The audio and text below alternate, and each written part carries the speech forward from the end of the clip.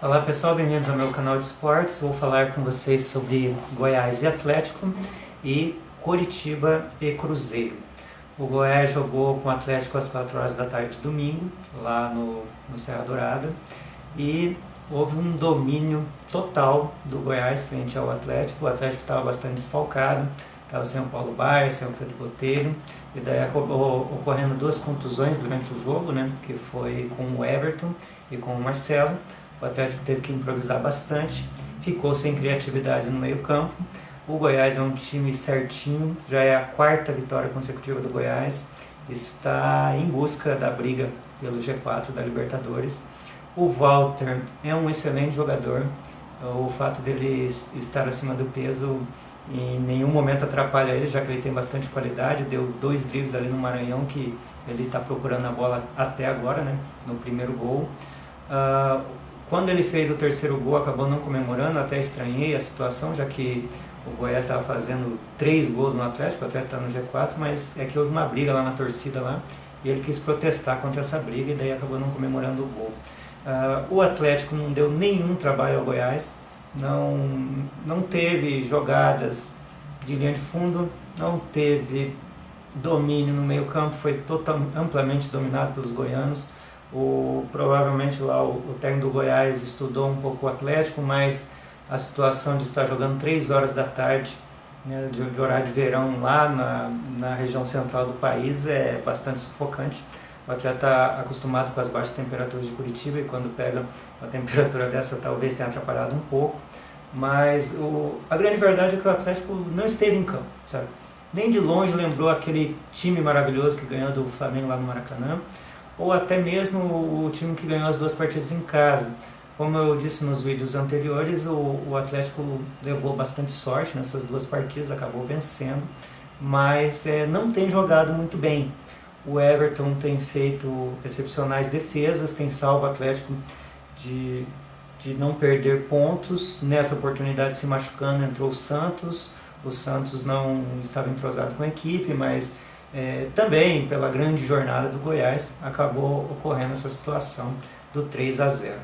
O que não se pode deixar o time se abater por essa situação, pois na verdade o Atlético está numa situação muito boa, ainda está a 5 pontos do quinto colocado, que é no caso o Goiás.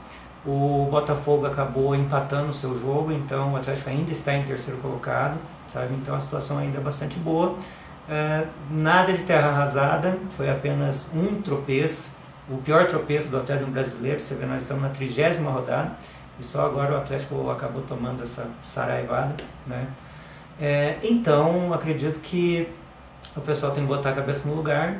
Agora no meio de semana tem um jogo contra o Internacional, que é uma disputa de outra competição, isso deve ser colocado na cabeça do pessoal.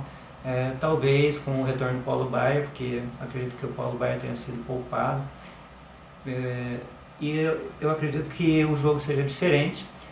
O Furacão tem uma vantagem em relação ao Inter, pode empatar o jogo de 0-0, mas como eu disse é outra competição, e em se fazendo uma grande jornada, talvez o jogo com o Bahia se torne um pouco mais fácil em relação à disputa da vaga na Libertadores.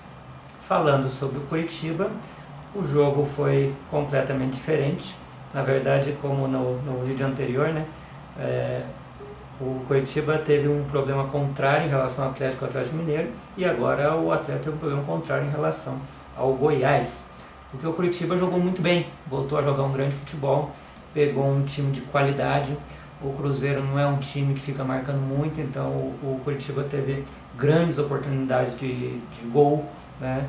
O Robinho botou bola na trave, houve várias situações nesse jogo bastante interessantes. Houve um gol anulado do Cruzeiro, e logo depois o Curitiba acabou fazendo o gol com o lateral Carlinhos. Houve o gol do Keirson no seu retorno. O Curitiba vem sofrendo bastante com a falta de atacantes de qualidade. Com o retorno do Keirson, isso tende a acabar, né?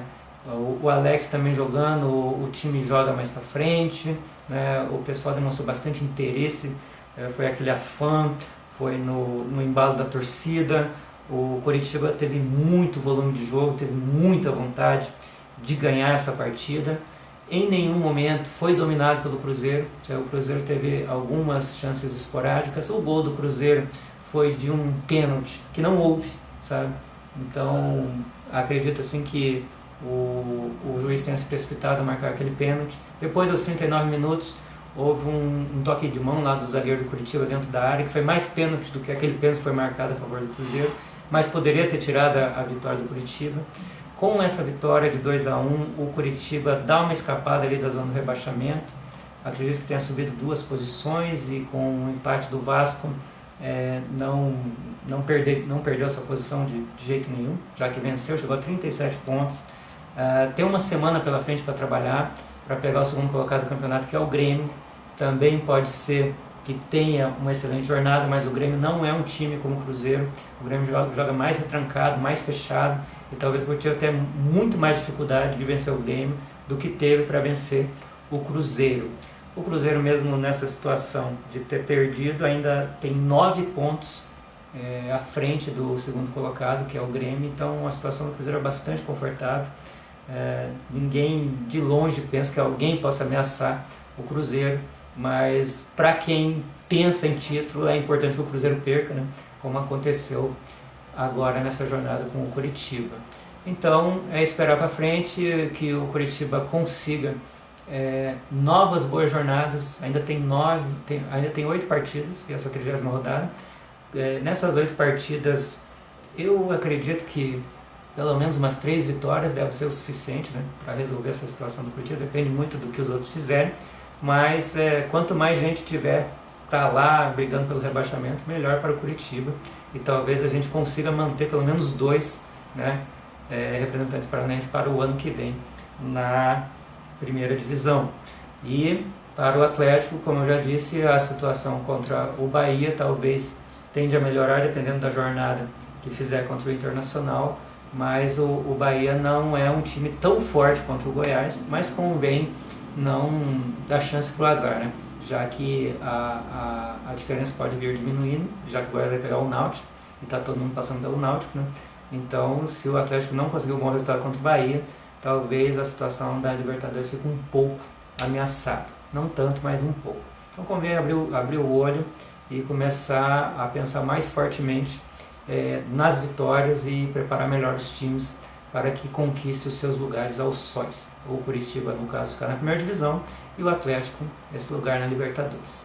Se você gostou do vídeo, inscreva-se no canal, favorite e positive o vídeo, divulgue nas suas redes sociais, avise os seus amigos sobre a atuação dos times paranaenses na primeira divisão, que eu venho feito com o meu amigo João também, falando dos times do Paraná.